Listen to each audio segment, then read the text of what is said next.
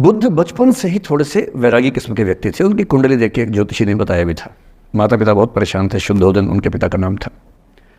माता पिता ने बहुत कोशिश की कि इस बच्चे का मन विरक्त न हो। अच्छा महल बनवाया, सारी सुविधाएं दी। जैसे ही बुद्ध थोड़े से किशोरावस्था में आए, उस समय की दुनिया की सबसे खूबसूरत महिला से, लड़की से, यशोधरा से उसकी शादी करवा दी। यशोधरा के पिता ने काफ़ी एग्ज़ाम लिए बुद्ध जी के, वो सारे एग्ज़ाम में पास हुए, तब जाकर शादी हुई। ऐसे नहीं हुई, शादी हुई। तो बुद्ध भी ठीक था, रमे रहे उस जीवन में। बेटा हुआ उनका राहुल। अब बुद्ध की विरक्ति का भाव बढ़ता जा रहा था। 29 साल की उम्र के आसपास ऐसा हुआ कि उन्होंने एक मृत व्यक्ति को देख लिया, एक बूढ़े को देखा, एक भिखारी को देखा, एक बीमार को देखा। विरक्त हो गए और उनका मन हुआ घर छोड़ दूं, ज्ञान की खोज में चला जाऊं। अब ज्ञान की खोज में जाएं, उनको पता है कि भाई मेरी पत्नी भी है, मेरा बेटा भी है, राज्य भी है, कैसे छोड़ दूं?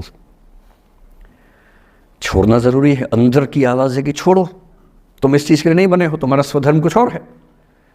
बाहर की जिम्मेदारी है कि छोड़ नहीं सकते। मैं अनुमान करता हूं कि बुद्ध ने शायद अपने पिताजी से कहा हो कभी कि पिताजी मैं बहुत परेशान हूं, छोड़ना चाहता हूं। तो पिता ने समझा बुझा के मना किया होगा कि बेटा शोभा नहीं देता, ऐसा मत करो। हो सकता है पत्नी से भी बात की हो, पत्नी ने भी कहा हो कि ये क्या बात हुई, हम सबका जीवन तुम पे टिका है, बच्चा अभी बिस्तर से भी नहीं उतरा है, अभी तो चलना भी नहीं शुरू किया है, तुम ऐसी बात कर रहे हो।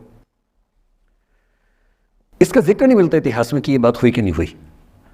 और एक दिन बुद्ध ने तय किया और वो आधी रात को पत्नी और बेटे को सोता हुआ छोड़ के चले गए। इसको बौद्ध परंपरा में महाभिनिष्क्रमण कहते हैं, बुद्ध का अपने घर से निकल जाना। अब बुद्ध चले गए, लेकिन मैत्री शरणगुप्त यशोधरा के पर्सपेक्टिव से बुद्ध को देख रहे हैं। यशोधरा बहुत परेशान है, भाई पति चला गया है, बच्चे का पिता चला गया, मजाक थोड़ा है।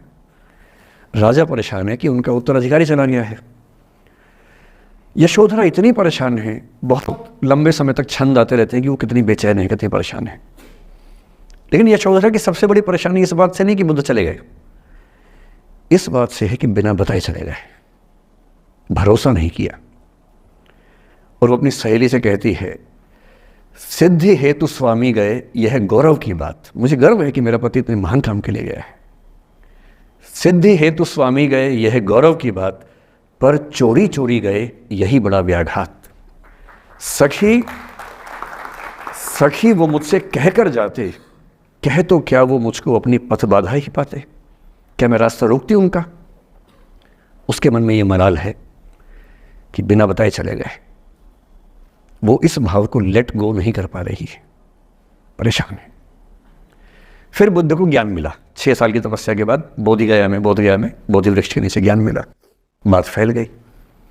जो 5 शिष्य बुद्ध को छोड़ के भाग गए थे उनके बुरे वक्त में, उन्हीं 5 को बुद्ध ने सबसे पहले ज्ञान दिया सारनाथ में, जिसको धर्म चक्र प्रवर्तन कहते हैं। बुद्ध की ख्याति बढ़ने लगी। शुद्धोधन ने बुद्ध के पास, अपने बेटे के पास कई लोगों को भेजा ये कहने के लिए कि भाई यहाँ भी तो आओ, हमसे भी तो मिलो। बुद्ध का ऐसा प्रताप था कि जो उनके पास जाता वो बुद्धम शरणम गच्छामि हो जाता, वापस ही नहीं आता। तो फिर शुद्धोधन ने बुद्ध के बचपन के एक दोस्त को ये कह के भेजा, भैया मैं जानता हूँ तुम वापस नहीं आओगे, पर प्रभावित होने से पहले बोल देना कि पापा याद कर रहे थे। तो वो गया, उससे वायदा निभाया, हो तो गया, बुद्ध के संग में दीक्षित हो गया, पर वायदा निभा दिया। तो बुद्ध ने कहा जरूर जाऊंगा, पिताजी की आज्ञा है तो जाऊंगा ही जाऊंगा। बुद्ध पहुंचे अपने कपिलवस्तु, जो अपना इलाका था वहां पहुंचे। पूरे कपिलवस्तु में, नेपाल सिद्धार्थनगर से नेपाल जाएंगे तो नेपाल बॉर्डर पे कपिलवस्तु है। मैं देखने गया था वो जगह जहां बुद्ध पैदा हुए थे, बड़ा सुंदर स्थान है, आप भी जाकर देखें कभी। तो बुद्ध पहुंचे रात को, एक धर्मशाला में रुके। अब वहां हल्ला मच गया कि राजा का बेटा धर्मशाला में। बुद्ध ने कहा भाई मैं देखो राजा का बेटा बन के नहीं आया हूं, मैं बुद्ध बन के आया हूं। सुबह उठ के भिक्षा मांगने लग गए उस इलाके में, अपने ही पिता के राज्य में। पिता ने सिर पीट लिया कि भाई क्या कर रहे हैं। फिर बुद्ध ने सूचना भिजवाई कि मैं बुद्ध हूँ, बेटा हूँ संयोग से, ठीक है मैं आ रहा हूँ मिलने के लिए, पर मैं बुद्ध होके आया हूँ, मेरी चर्या है, नियम है, मैं भिक्षा से ही जीवन जीता हूँ अपना। ठीक है, पिताजी ने कहा चल कोई बात नहीं। फिर बुद्ध गए पिता से मिलने, पिता से मिले, सबसे मिले, भरी सभा में। लेकिन यशोधरा नहीं आई मिलने के लिए, लेट गो नहीं कर पा रहे थे। उसके मन में दर्द था, छुप के क्यों गया, बता के जाता। बुद्ध ने पूछा पिता से कि यशोधरा कहाँ है, तो बोले कि वो कह रही है कि अगर बुद्ध मिलना चाहेंगे तो खुद ही मिलने आएंगे मुझसे, मैं क्यों जाऊँगी भाई, आत्मसम्मान भी तो कोई चीज़ है, मैं क्यों मिलने जाऊँगी। तो बुद्ध मिलने गए। सोचिए कमरे में यशोधरा बैठी है, राहुल साथ में। अब राहुल थोड़ा सा बड़ा हो गया है, 6-7 साल का है। बुद्ध गए हैं। अब आपके मन में आ रहा है कि बुद्ध वहाँ जाके बोलेंगे सॉरी मैंने गलत किया, I hurt you, I really feel sorry. Buddha है वो बुद्ध, वहाँ जाके क्या बोल रहे पता है, भिक्षाम देहि, भिक्षा दो।